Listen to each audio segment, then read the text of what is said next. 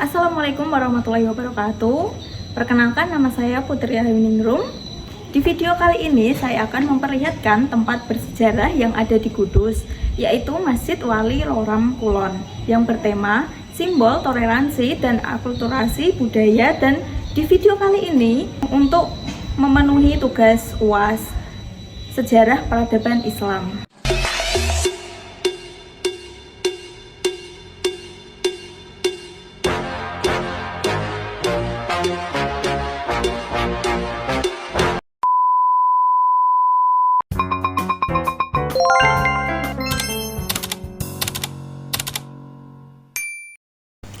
Nah, setelah kemarin wawancara dengan Bapak Afroh Amaruddin, yaitu pengurus takmir masjid. Nah, berikut sejarah singkat Masjid Wali Loram. Nah, Masjid Wali Loram ini merupakan salah satu peninggalan bersejarah yang erat dikaitkan dengan tokoh penyebar Islam di wilayah Jepara dan Kudus, yaitu Sultan Hadirin, dan juga dikenal sebagai Sunan Mantingan.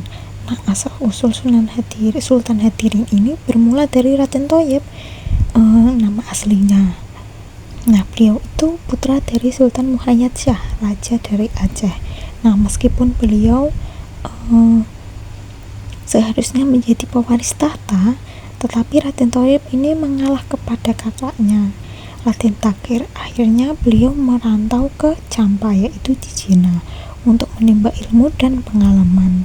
Nah, di sana ia diangkat sebagai seorang anak oleh tokoh agama dan arsitek yang ternama, yaitu bernama Jiwi Gowen. Nah, setelah lama menetap, akhirnya Raden Thayyib itu kembali ke Aceh, namun menemukan bahwa keluarganya itu sudah tidak lagi menjadi raja.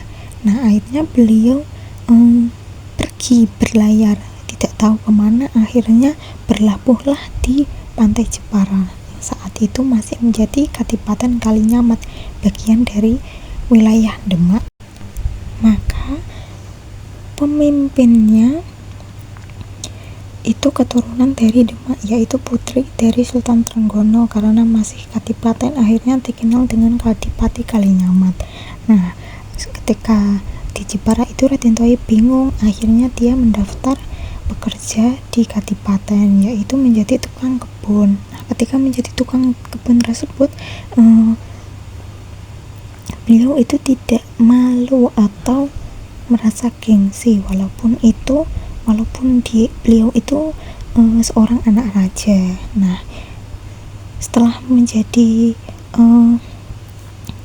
bertahun-tahun bekerja menjadi tukang kebun, beliau itu bekerjanya sebelum abdi dalam pada bangun. Nah, ketika abdi dalam pada bangun itu lingkungannya masih sudah bersih, beliau itu bekerja tidak ingin dilihat oleh orang-orang.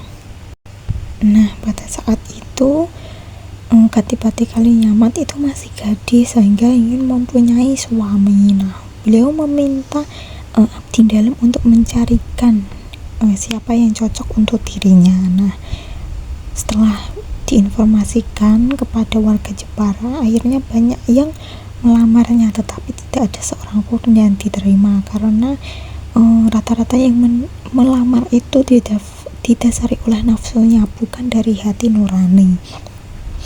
Nah, suatu hari itu abdi dalam menjumpai Raden Thayyib dalam keadaan ibadah sholat duha setiap pagi seperti itu. Nah, akhirnya ditunggu sampai selesai. Akhirnya ditanya, "Kamu itu siapa, berasal dari mana, dan apa tujuannya di sini?" Nah, sebelum itu Raden Thayyib tidak mau menjawab dan masih menyembunyikan rahasia aslinya. Setelah ditanya berkali-kali, akhirnya Raden Thayyib menjawab, "Nama saya Raden Thayyib, saya dari Aceh. Tujuan saya di sini adalah untuk mengabdikan diri di Kadipaten." Nah, setelah mendapat informasi seperti itu, disampaikanlah kepada Roro Ayu. Akhirnya Roro Ayu merasa sudah menemukan calon suami. Setelah itu Raden Thayyib dipanggil mencari kesepakatan, yaitu dengan pernikahan. Akhirnya menikahlah antara Raden Thayyib dengan Roro Ayu Kalinyamat.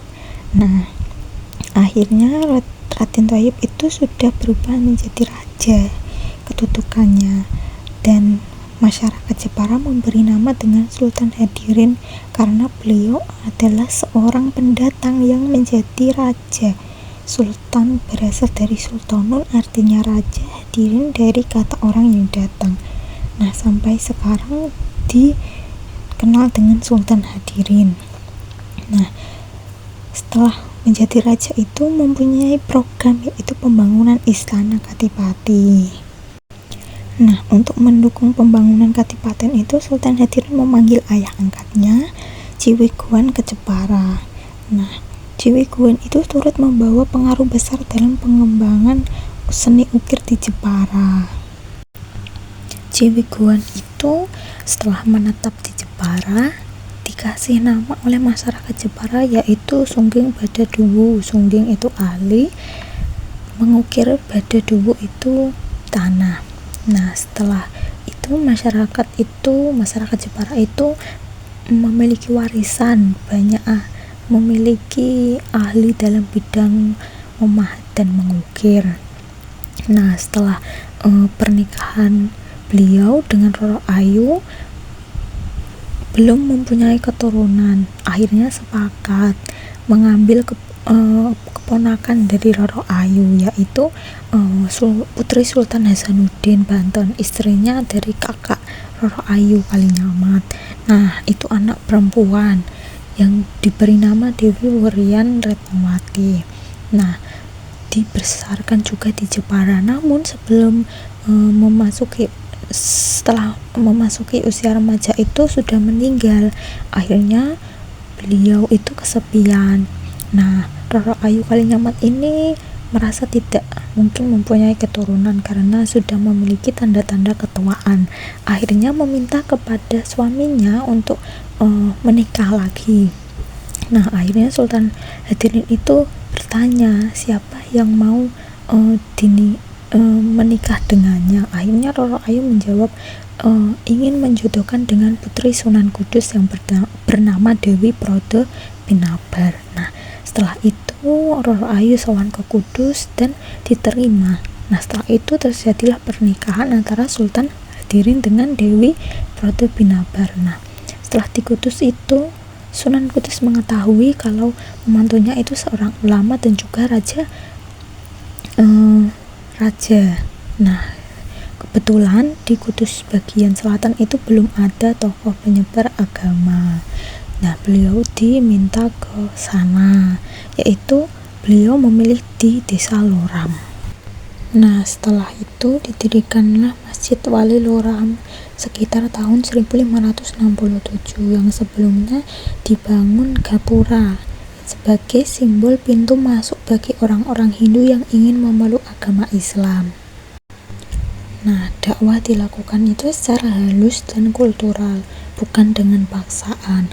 Masjid Wali Loram menjadi pusat penyebaran Islam dengan pendekatan budaya, tradisi seperti sedekah sego kepel, ambyang maulid, dan nganten mubeng merupakan bagian dari strategi dakwah yang diwariskan hingga kini.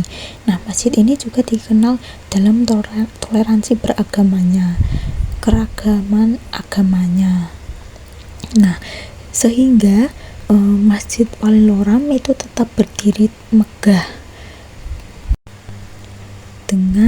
lengkap dengan peninggalan fisik seperti gapura kuno, sumur tua, dan juga mustaka, kubah tanah liat dengan simbol 4 tanduk sebagai arah datangnya jamaah dari penjuru. Nah, keberadaan masjid ini bukan hanya sebagai tempat beribadah, tetapi juga simbol perdamaian budaya dan keragaman masyarakat di Kudus. Sekian penjelasan singkat sejarah dari saya. Sebelumnya mohon maaf ketika ada salah kata atau penyampaiannya. Terima kasih sudah menonton.